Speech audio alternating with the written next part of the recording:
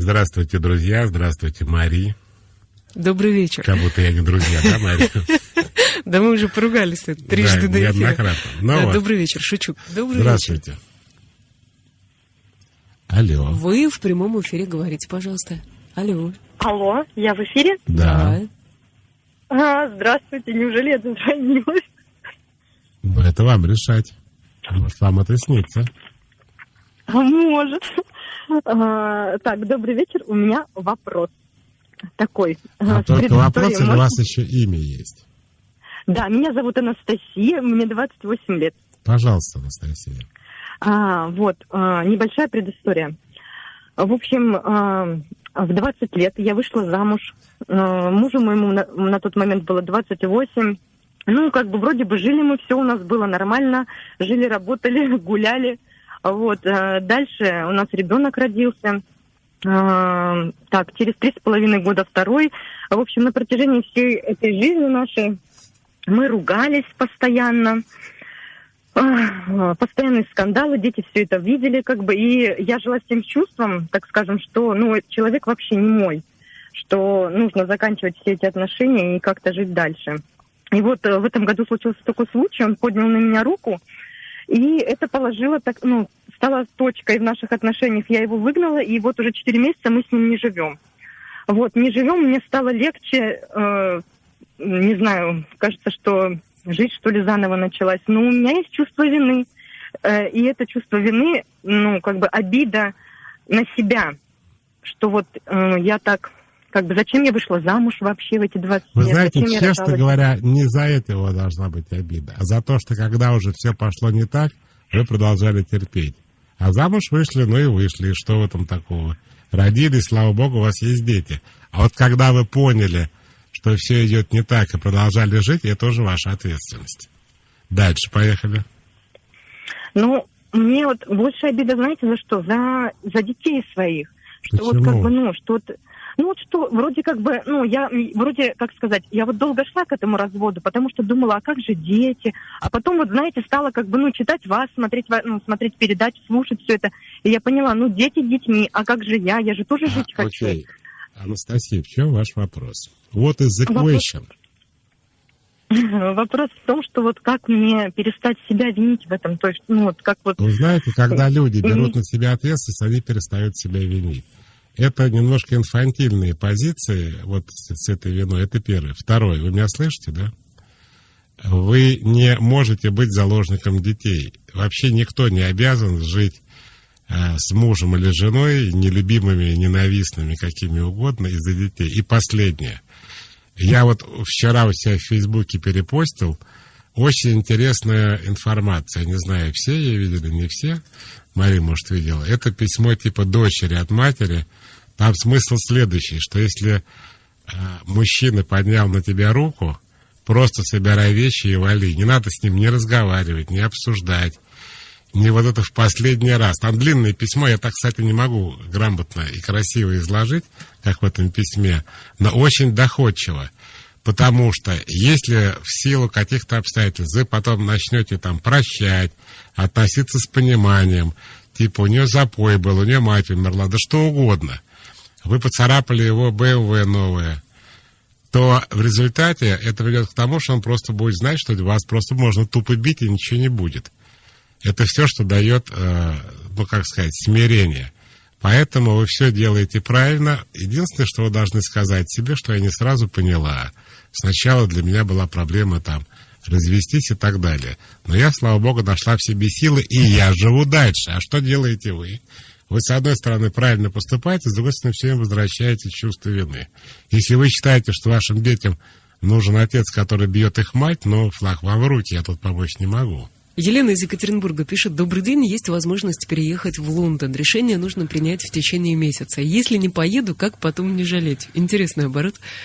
Можно я расскажу? Интересно, кто нам пишет? Елена, Екатеринбург. Лена, только, пожалуйста, это то, что я сейчас расскажу, это шутка юмора. Вы, может быть, окажетесь человеком мнительным и серьезно воспримете. Но я вам советую воспринять так, как это писал великий Зощенко. У нее есть такой рассказ. как один мужчина играл на треугольнике в оркестре. Есть такой, видимо, самый последний инструмент для любого оркестра, это треугольник. Бэмс. Да, в нужном месте. Вот. Немцы стояли под Москвой. Это шла Великая Отечественная война. И была паника, и все боялись, что немцы возьмут Москву. И этот мужчина купил билет на поезд и эвакуировался из Москвы. По дороге поезд разбомбили, и он умер. А немцы Москву не взяли. Чему этот великий стебный рассказ Зощенко? Как его еще печатали, конечно, гениально, да? Вот рассказ на 2 минуты, а ржешь потом неделю. Так вот, и о том, что люди не знают, как правильно и как неправильно, этого не знает никто. Но есть один выход из этого положения. Вы должны спросить себя, что я хочу. Если вы сделаете то, что вы хотите, то вы даже потом не будете жалеть. Почему? Потому что вы возьмете ответственность на себя за свои действия. Вы скажете, предположим, вы уехали в Лондон, и вам там не понравилось. Окей, но вы туда уехали, вы это сделали, потом вам не понравилось, вы вернулись обратно. Я надеюсь, вам понравится. Я Лондон обожаю, был раз 5, и Лондон — это Лондон. Как сказал Лев Толстой, все семьи несчастливы. Нет. Я думаю, потом Елена будет жить в Лондоне. По-своему, только Лондон не похож на них, как пенс на шиллинг. Да, что вы думаете? Ну да, главное, чтобы шиллингов хватило в Лондоне. Да, богатенький, да. Да, вы в эфире говорите. Здравствуйте. Здравствуйте, как вас зовут? Меня зовут Мария. Я прямо 3 раз подряд дозваниваюсь, очень приятно. Так. Михаил, у меня такой, в общем-то, такая чуть-чуть предыстория коротенькая. 10 лет назад умерла моя мама, которая тяжело болела, последние 3 месяца вообще была, в принципе, в полусознательном состоянии. И вот на протяжении 10 лет меня все равно не покидает чувство, что что-то я не сделала. Что, может быть, по-другому. Может быть, она бы выздоровела, может быть, как-то прожила бы еще. Вот как с этим вообще бороться? Можно ли с этим как-то справиться, не прибегая к помощи специалиста? Пока у вас не получается, как я понимаю, справиться можно логическим путем. Вы не являетесь причиной смерти мамы, это раз, и вы это знаете. Ну да. Но у вас, как у ребенка, есть чувство вины, потому что вы не можете принять ее смерть, как все близкие люди никак не могут принять смерть близкого человека, и тогда вы начинаете думать, что что-то делали не так. Даже не в том, что мама из-за вас умерла, понятно, что не из-за вас, но что вы могли по-другому и так дальше. Люди не могут жить, думая все время, что ближний, с которым они разговаривают, должен умереть. Понимаете, так жизнь не устроена. Все ведут себя так, как ведут себя. И вы, кстати, тоже умрете, забыл вам сказать. Поэтому... Это принять легче. Да, только вы знаете, что ученые выяснили, что человек свою смерть вообще никак не принимает. Он может такой чужой смерти думать, а свою нет. Поэтому я вам хочу сказать, что это ваше, чувство вины, оно дает вам возможность не просто страдать от того, что мамы нету, а какой-то смысл в это вкладывать, что я могла бы так, почему я сделала так. На самом деле вы жили с живым человеком и жили так, как жили, понимаете? А когда я, кстати, иногда это встречаю в кино, в музыке, вот эти выражения, что ты должен к человеку относиться, вот как будто он ты должен умереть. Ты у всех крыши поедет, если мы так будем вести себя. Это бред полный. Причем, знаете, я жила, своей семьей жила с родителями, да, но, у меня есть старшая сестра, которая на 10 лет меня старше, она проживала, отдельно, да, то есть все вот периоды болезни мамы, да, они проходили, то есть она так приезжала, да, полчаса посмотрела, и все, у нее нет этого чувства. Видите, то есть вы еще и прекрасная дочь. А сестра, которая с мамой не жила, при этом не испытывает чувство вины. Поэтому все находится в голове. То есть в жизни вы ничего такого не сделали. Но ваш мозг думает по-другому, потому что вы страдаете. Я думаю, причина в этом. Добрый вечер, Михаил. Мне 26 лет, есть работа, она нравится, но я получаю 30 тысяч. В принципе, пока хватает, но когда я вижу своих успешных ровесников, у меня начинается паника, что 20 лет я вообще-то не начала ничего делать, не вообще какая-то неудачница теперь. Начинаю корить себя, что не начала бизнес и что училась не в более престижных вузах. Как перестать корить себя за то, что я не стала успешным человеком? 26 лет человеку. И самое главное, когда нет рядом успешных ровесников, я вообще-то спокойна, и меня ничто не беспокоит. То есть человек, видите, какая вот эта проблема интересная, живет чужими установками. Значит, у кого-то установка, что там про образование, да? Было же про образование? Ну, не очень, да, такой уж успешный и престижный типа, вуз. да, не самый лучший Можно вуз. было и получше-то. Не в учиться. Гарварде я училась, да. Дальше у кого-то установка, кто-то в 26 лет денег заработал. Так как там пишет девочка, то 90% ее современников думают, а это уже родила в 26 лет, а это уже замуж вышла в 26 лет. Получается, что у человека не совсем укомплектована голова своими представлениями о том, что такое жить правильно. И когда, а у таких людей, кстати, большинство, и тогда что делают эти люди? Они подглядывают за другими людьми, что для них является ценностью. Для кого-то деторождение, для кого-то замужество, для кого-то деньги, ну, какая бесконечная история. Вам надо понять, что хотите вы. Дело не в 30 тысячах. И у вас так еще вопрос интересный стоит. Работа любимая, но денег мало. Отсюда напрашивается следующий вывод. Работа нелюбимая, а денег много. А можно так, чтобы и работа любимая, и денег много? Подумайте об этом тоже. Сергей, браке 3 года, я думаю о благополучном будущем, супруга о беременности. Я эгоист. Ну, как бы это в огороде бузина, а в Киеве дядька. Это так надо вам соединить. Благополучие и деторождение. У нас звоночек. Звонок. Да? Добрый вечер. Здравствуйте. Говорите, пожалуйста, вы в эфире. Пожалуйста. Алло. Да, говорите. Здравствуйте, Михаил. Здравствуйте. Мария, тоже добрый вечер. Добрый вечер. Михаил, у меня такой вопрос. Меня зовут Илья, мне 32 года. Я из Москвы. Где-то, наверное, 4 года назад я развелся с женой. Мы жили 5 лет вместе. Разводились так тяжеловато. Договорились о том, что я поучаствую в покупке новой квартиры для жены. Взамен этого она не будет подавать на алименты. Да. Вот. Ну, прошло немного времени, все так и случилось.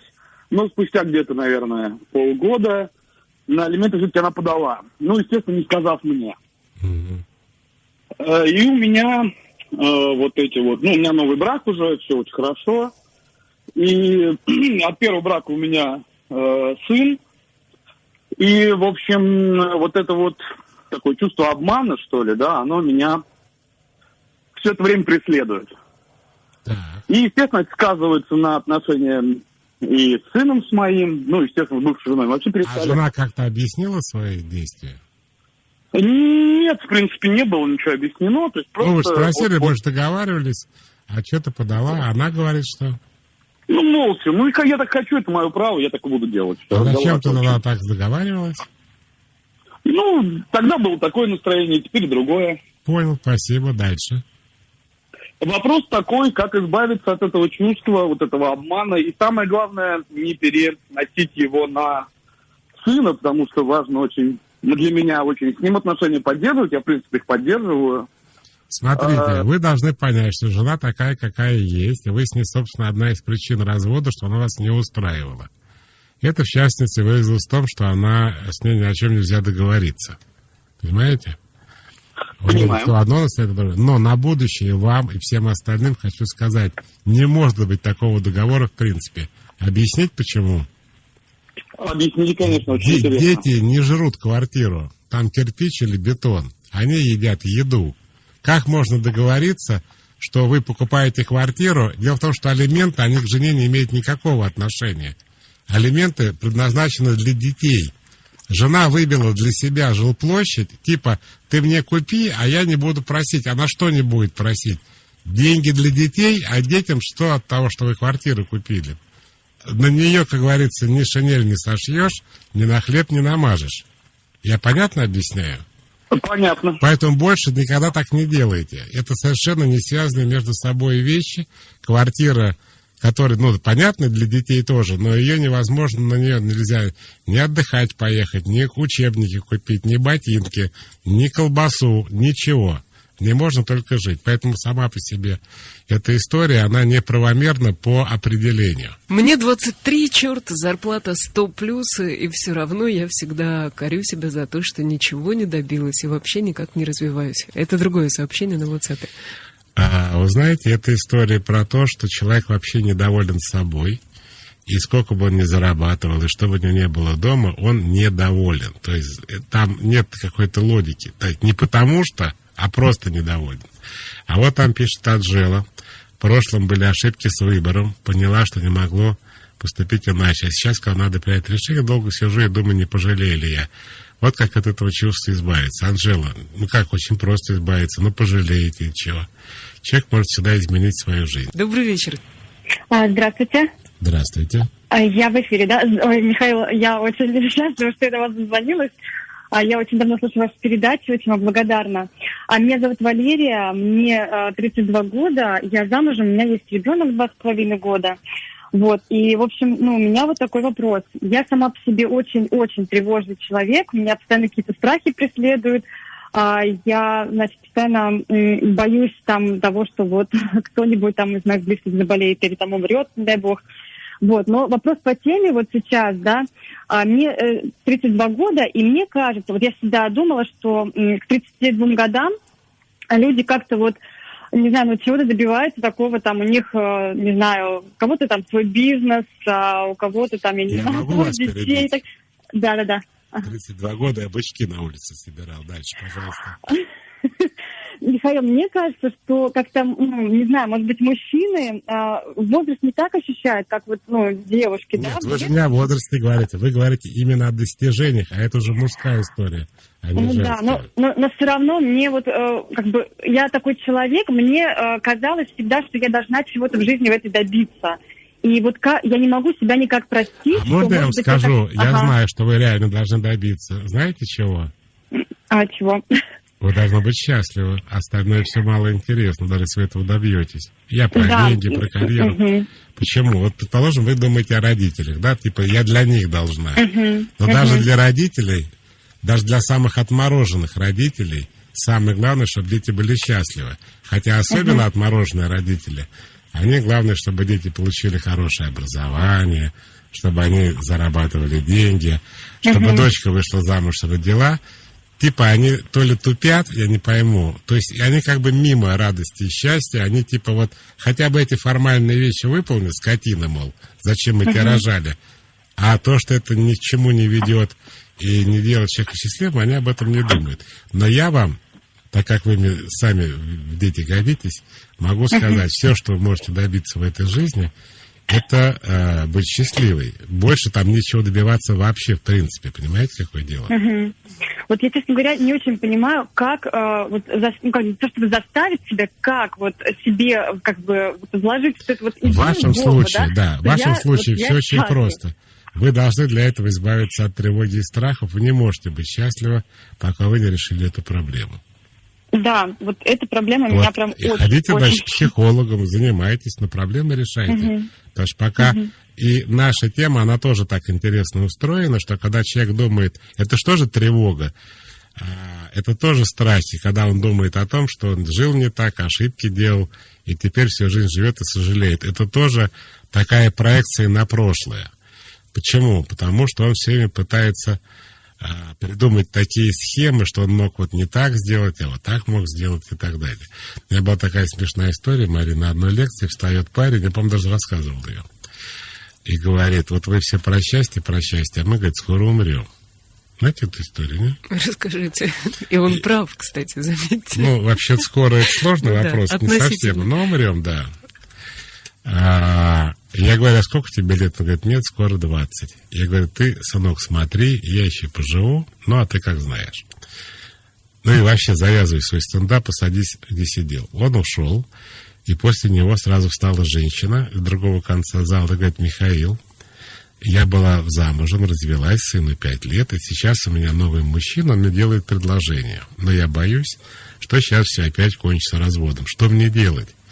Или женщина, выходите спокойно замуж, вы все умрете в конце. Вот это как раз то, что стимулирует человека быть счастливым при жизни. Потому что в конце мы реально помрем. Елена, 35 лет, добрый вечер, была несколько лет влюблена в коллегу, который, как мне казалось, идеально мне подходил. И это, думаю, так и есть. Ждала, когда он тоже это поймет, но он сделал совсем другой выбор. В итоге моя столь желанная жизнь никогда не сбудется. За это время у коллеги уже 2 детей. У меня не стало папы, и теперь ни мужа, который будет с моим папой смотреть баскетбол, ни детей, у которых будет лучший в мире дедушка, и офигенный папа не будет. Мне уже 35, и вообще не понимаю, как изменить эту картину, потому что такая история со мной уже продолжается 3,5 года. Шикарный вопрос, правда? Не правда ли, Мария? Прекрасный вопрос, бедная Елена. Рассказываем Елене, что с ней не так. Во-первых, Елена считает, что, внимание, это очень интересный момент, что человек, который ее не любит, ей идеально подходит. Еще раз медленно, для Елены, она, видимо, не понимает, что она имеет в виду. Она говорит, я была несколько лет влюблена в коллегу, который, как мне казалось, и сейчас, думаю, мне подходит. Как может подходить человек, которому, честно говоря, на тебя наплевать, который вообще к тебе никаких чувств не испытывает? Как он может подходить? В каком смысле? Как можно правой ногой мерить левый ботинок и говорить, он мне подходит? Он же левый, но он мне подходит, но он не на эту ногу. Он мне все равно подходит, но он на левую ногу, а вы ее на правую, но он мне нравится. Это бред, Лена. Вам подходить в идеале может быть только тот человек, которому хотя бы вы тоже подходите, но как одно из условий. Не единственное и не главное, но необходимое. Друзья мои, давайте договоримся сегодня, что в этой передаче был конкретный смысл, что если вы кому-то не нравитесь, то он вам 100% никак не подходит. Если он моет руки перед едой, если он носит в кармашке пиджака платочек, если он вежлив и скачивает за собой в унитазе, это не означает, что он вам подходит. Он вообще не ваш. А ваш, он как минимум должен быть таким человеком, которому лично вы нравитесь. Это хотя бы с этого надо начать. Да, Мария? Юлия пишет, я не согласна про то, что раз не ваш мужчина, если не дает то, что хочу. Со временем ценности и принципы меняются. То, что было важным в 18-25, к 30 годам становится неважным. Люди умнеют, не всегда нужно сразу бросать и разводиться. А как же быть, если мне 18, я хочу этого, а когда мне будет 30, пройдет еще 12 лет? Потерпите, как 10 лет до 30, и все будет как ее хорошо. зовут? Юлия, вы терпите, а мы с Марией не будем терпеть, да, Мария? Юля нам пишет, мне кажется, что мои отношения с мужчинами и мои отношения к работе имеют одинаковую природу и одинаковую модель поведения. С мужчинами я все время боюсь остаться без отношений. И как итог, я, кстати, встречалась с женатым человеком. А в работе, сколько я бы ни работала, все время боюсь, вдруг что-то не так делаю и меня уволят. Сейчас я ушла от женатого мужчины, сменила работу, все время терзаю себя тем, что я ни с кем не встречаюсь и, находясь на испытательном сроке, все время боюсь, что меня выгонят с работы. Я довела себя до того, что после работы тупо лежу на диване вечерами и смотрю в одну точку. Вопрос, как выйти из этого порочного круга? Чтобы выйти из этого порочного круга, надо понять, как вы в него вошли. Вошли вы в него 2 способами. Первое – это очень низкая самооценка и огромная неуверенность в себе. И кому я нужна, и кто на меня позарится, при том как с мужчинами, так и с работой. Вы очень правильно заметили, что это как бы все природа одного и того же явления. Это не любовь к себе, это низкая самооценка, неверие в себя и так далее. Это первое. Но это еще не все. То есть первые ситуации, кстати, и с ревностью тоже это связано, когда я считаю себя там лузером, плохим человеком, я не знаю, тупым, уродом, дебилом, кем угодно, поэтому как бы ни работа мне не светит там, ни партнеры. Кому я нужна. Но это еще не все. Вторая история, это о том, что таких людей, как правило, в детстве уже кидали. Ну, как кидали?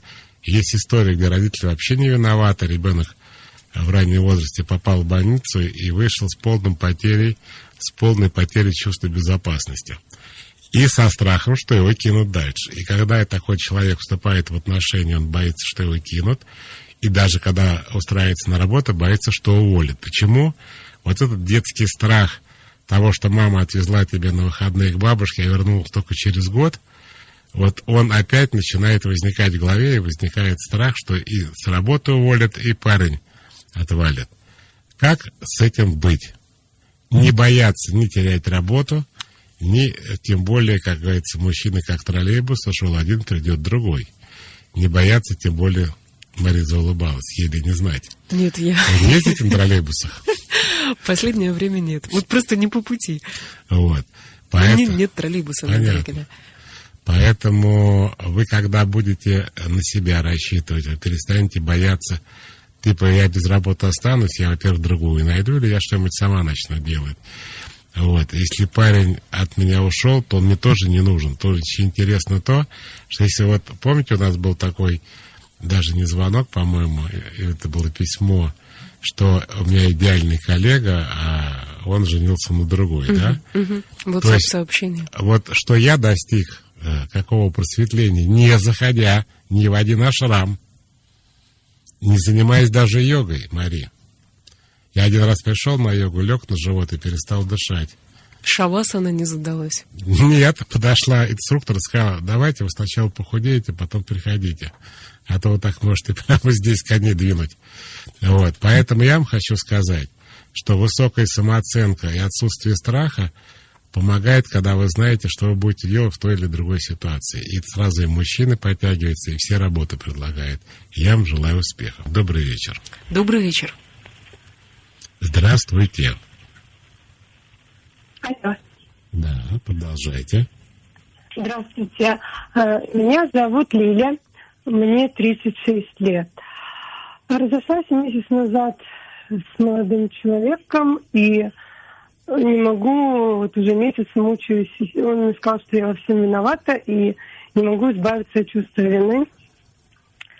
Вы можете поподробнее? Во-первых, вы ушли от него, да? Я просто поняла, что отношения ни к чему не ведут, Так. и попросила его уехать. И я понимала, что он уедет, и я заживу свою жизнь, мне станет легче. Но он уехал, а мне Так. стало только хуже. А почему он вас обвиняет, если вас саму не удовлетворяет ваши отношения? Вы в чем, собственно, во всем виноваты? В каком смысле? В том, что как бы я то, что просила, да, там от него, он мне этого не давал. Так. Вот, и говорил, что я его постоянно пилю. Понятно. И когда он уехал, вам стало хуже, да? Ну, да, я понимаю, что это скорее какая-то, наверное, эмоциональная зависимость Всё, ваш от вопрос. человека. Как перестать чувствовать себя виноватой и... Рассказываю. Для того, чтобы вам перестать по этому поводу париться, необходимо понять про себя следующее. Если вы жили с молодым человеком так плохо, что он считал, что вы пилите, вы считали, что вам ничего не дает, в результате вы расстались, то у вас так называемые невротические нездоровые отношения. Теперь, пока они были, вы плохо, но жили. То есть у вас были отношения, хоть и плохие, но они у вас были. Теперь, когда он уехал, вы остались со своими эмоциями невротическими наедине с собой. И вот тут вас накрыло. Как накрыло? Как накрывает любого наркомана, когда у него начинается ломка. То есть, когда невротики живут вместе, то они всеми друг друга подпитывают. Когда один из них соскакивает, другому становится действительно плохо. Ну, он может и себя винить. То есть, говоря по-русски, пока вы жили вместе, вы никого не винили. Вы говорили, да он мне вообще не нужен, мне не дает то, что я хочу. Стоило ему уехать, это все из-за меня. Чего же вы так не думали, когда вы жили вместе? А потому что вам, как говорится, наркоту все время подносили в виде разборок, выяснения отношений, недовольства. А теперь все это унесли, и вы, как наркоман, испытываете ломку. Вам стало хуже. Так, к сожалению, чувствует себя большинство людей, невротиков, после развода. А как себя чувствуют другие люди, напрашивается вопрос. Я вам расскажу, как. Когда вы человек здоровый, без невроза, то у вас прекрасные отношения, безо всяких «но», потому что, согласно третьему правилу, если что-то идет не так, то есть мужчина один раз вам что-то не дает, и это уже не вас мужчина. Но вы же не так живете, вы ноете, как он претензии, ничего не меняется. То вас это достает, и вы расстаетесь. Поэтому вам не о чем жалеть. Дмитрий пишет, что жена решила развестись со мной, мы жили 11 лет, но сразу сказала, что хочет, чтобы мы и дальше общались. Жили мы без ссор, но не говорили о проблемах, а она теперь говорит, что 1,5 года чувствовала раздражение от отношений. Сейчас мы встречаемся, общаемся, иногда занимаемся сексом, но о совместной жизни она и слышать не хочет. Я надеюсь, что она отойдет и поверит, что все наши проблемы можно решить и начать заново. Так ли это? Конечно, мы все отойдем в мир иной со временем. А пока мы еще никуда не отошли. Перефразируем вопрос Дмитрия. Возможно ли наладить эти отношения снова, чтобы жить вместе? А зачем? Чтобы как раньше все было. Зачем лезть человека, который тебя не любит? Ну зачем? Рита, 26 лет. Часто знакомлюсь с мужчинами, потому что хочу в отношениях быть, и вижу со стороны заинтересованность. Но когда мне начинает мужчина нравиться, все идет хорошо примерно 2 недели. В этот период все взаимно. А потом мужчина начинает терять ко мне интерес и начинает относиться просто никак, хотя поводов никакого для этого нет. Я в отчаянии, в чем может быть причина такого сценария. Во-первых, интересно, потому что что значит вопрос никак, не по Рита, теме. во-первых. Да, Рита, это тоже часть проблемы, видимо, с мужчинами. У нас другая тема. А вторая, если смешное, конечно, если серьезно говорить, то не надо обобщать. Мужчины все разные. Не мужчины как таковые. Или вы должны признать, что вы специально выбираете таких мужчин, которые теряют к вам интерес, и, в принципе, ничего интересного не видят с самого начала. Да, как вы женщины, они все равно подходят, их инстинкт зовет. А после общения теряют интерес. То есть, как бы это вопрос ваш выбор. Мужчины все разные. Некоторые даже женятся, вы не поверите. Некоторые даже через 40 лет не теряют интереса. Поэтому вот когда люди говорят, мужчины такие или женщины такие, это все неправда. То, что я таких выбираю, мужчина может подойти, я могу его послать. Но вы же его не посылаете, значит, с таким типом мужчин вы с удовольствием общаетесь. Вопрос к вам. Можно ли понять, что не так во мне и что не так в этих мужчинах? Добрый вечер. Здравствуйте. Здравствуйте. Меня зовут Анна, мне 33 года. У меня вот такая история в жизни случилась, что уже 12 лет тому назад я полюбила, как мне кажется, впервые по-настоящему. Это было студенческие года. Отношения наши продлились недолго, около 2 лет. И, если честно, я даже не помню, из-за чего они разрушились. Вот. Но на протяжении этих 12 лет, которые мы были не вместе, и я, в принципе, об этом человеке ничего не знала, я всегда вспоминала его как некий идеал мужчины. Ну, конечно, понимала, что это какая-то первая любовь, что есть реальность, надо жить с тем, что у меня имеется. Я вышла замуж, у меня родился ребенок. Но прошло какое-то время, я снова встречаюсь с этим мужчиной, вот с этой своей первой любовью. И я понимаю, что я его до сих пор как бы люблю. То есть у меня к нему есть какие-то, может быть, это не любовь, но теплые чувства в сердце, они не угасли. Вот, мы встречаемся, общаемся, расстаемся, как бы, ну, просто приятная встреча. Вот, я возвращаюсь домой к своим, так сказать, погремушкам, и понимаю, что, в принципе-то, я замужем не потому, что я любила этого человека, а потому, что так надо. Надо было уже выходить замуж, подходило время, надо было рожать ребенка.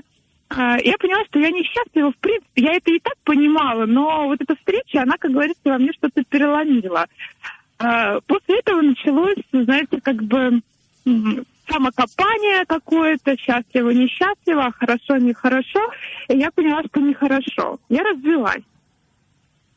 После этого у меня было много встреч, началась какая-то такая активная, знаете, жизненная позиция, очень много увлечений, вот.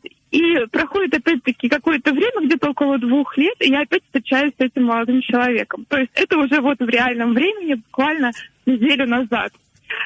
Вот. И вы знаете, я понимаю, что это вот какая-то память из прошлого, она вот тянется, и я вроде как и мимо него-то пройти не могу, мне хочется с ним продолжать общаться, и в то же время я понимаю, что как бы должна быть обоюдное желание, то есть как бы я должна видеть отдачу, то есть не все время там сама как бы назначать встречу, предлагать ее, и он должен свое какое-то активность проявлять. И получается, вот сейчас такой у меня вопрос. Какой у вас вопрос? Да, вопрос у меня такой. То есть это какой-то вот мой бзик такой, скажем, из прошлого, который вот тянется со мной всю жизнь, или это просто уже желание узнать этого человека вот в реальном времени, как говорится, с ним подружиться. Я вот не очень могу понять. То есть это вот мой какой-то вот, я не знаю, как правильно терминология. Я думаю, первое. Невроз, психоз или что это вообще? Вот вы задали вопрос или то, или другое. Я думаю, что у вас первое. Первое. То есть это что-то болезненное и неправильное. Неправильное, потому что это все придуманное. Вы парню этому нафиг не нужны. Он вас 2 раза встретил и никаких телодвижений не делал. Вы прямо как та, которая, идеального мужчину нашла, только он женился на другой, у него 2 детей. Но что вывод какой можете сделать и уже начинаете делать? Что нет никаких понятий «надо». Вы когда говорите на автомате, надо было выйти замуж, надо рожать, кому надо? Это все в вашей голове происходит. Вам же это тоже не надо было. У вас какие-то странные установки, из-за которых потом установки времен Второй мировой войны, когда мужчины закончились, то женщина считалась должна выйти замуж до 25 лет. Но сейчас же мужчин как грязи, правда? Ну, не все же делают предложение. Нет, предложение делать вам должно хотеться... Нет, но это вообще, это, знаете, это очень странная идея. Хотеть проехаться по городу в машине, у которой на капоте прикручена кукла, сбоку бантики и цветочки. Вот ради этой, тут нельзя выражаться, ради этого пустяка хочется выйти замуж? Вы что, с ума сошли, что ли? Ну, многим хочется пройти вот этот свадебный квест и поставить галочку в жизни, я не знаю. Вы уже не настолько примитивный человек, правда? Закажите себе машину. Вот, я хотел, я прямо говорю, читает мои мысли. Наденьте фату, засуньте себе куда-нибудь флёр-д'оранж и гуляйте. Зачем для этого замуж-то выходить, непонятно. Это бред. А реально, я об этом говорил и писал, кстати, это в знаменитой, потом передернутой статье журнала «Эль», который, по-моему, уже на 8 миллионов просмотров, где они передернули, сказали, что Михаил сказал, что здоровая женщина не хочет выйти замуж. Михаил не это сказал. Михаил сказал, что здоровая женщина хочет, записывать, я медленно буду диктовать, сначала влюбиться, потом иметь с предметом своей любви какие-то отношения, потом жить вместе, и вот только после этого, когда она понимает, что хочет с этим человеком прожить всю жизнь, и, как любят говорить девчонки, хочет от него ребенка, только в этот момент она, по идее, может хотеть выйти замуж. Но большинство людей очень странно ставят телегу впереди лошади, и типа все, вот Светка 2 раза отметилась, скотина, Машка вон сейчас разводится, у этой 3 детей, а я что, дура, что ли? Честно, да, дура. Потому что жить надо своей жизнью, а не Светкиной и не Машкиной.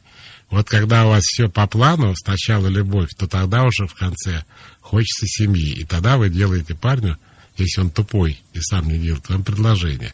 И если парень отказывает, то это уже не ваш парень. Друзья, до следующего вторника. Обнимаю, пока.